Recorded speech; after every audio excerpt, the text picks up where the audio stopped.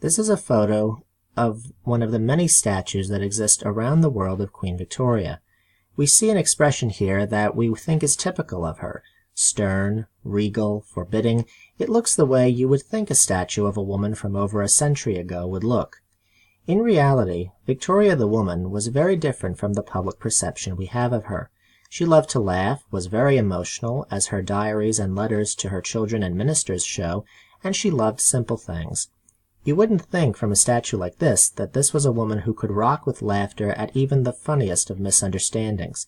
When she was at dinner once with an old deaf admiral, he was in the middle of telling a boring story about a ship he had sailed on.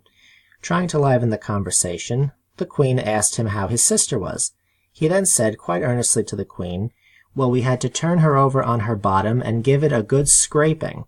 Her Majesty roared with laughter at this.